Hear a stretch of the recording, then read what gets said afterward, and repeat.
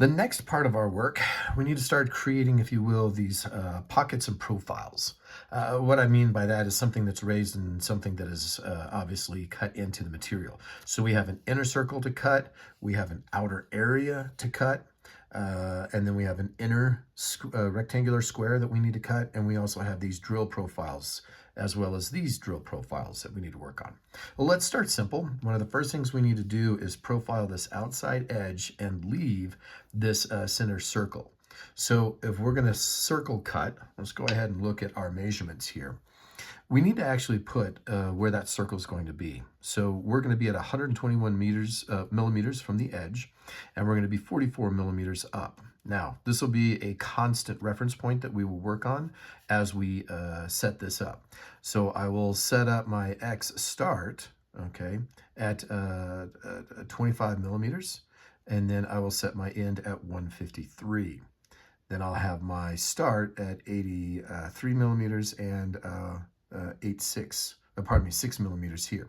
Now, that is what's happening in terms of the outside profile.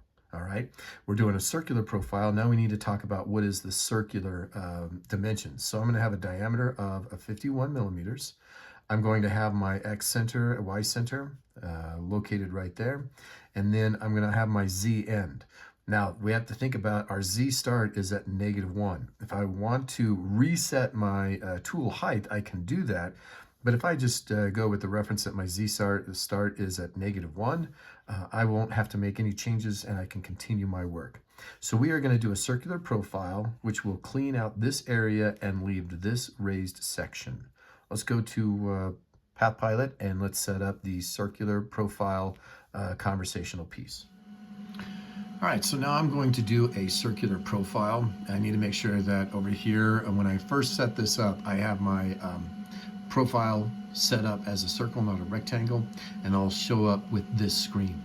Now, again, I'm going to keep these all very similar. Because we're doing a little bit more of a circular pattern, I can bump this up because I'm feeling pretty confident that 700 millimeters a minute will be just fine, especially with our step over. I'm going to bump that up just a smidge to 0.9 millimeters, but my X start will be at 25.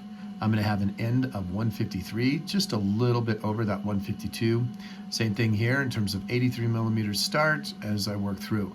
Now this is where I need to go to the drill tab and make sure that I put in my X center and my Y center of 121 and 44. That way from the work coordinate, it knows how far to go over and set up that center. Then I'm going to work on a -2.2 end cut in terms of my Z, again noting that -1 is my start point, and I will do a a 1 millimeter depth of cut. So it'll be essentially 3 passes in order to get that done. So I'm going to go ahead and click finish with this, and I'll go ahead and hit close, and I take a look at my profile, and this looks just fine for creating that circular profile that's going to stick up, cutting everything else down.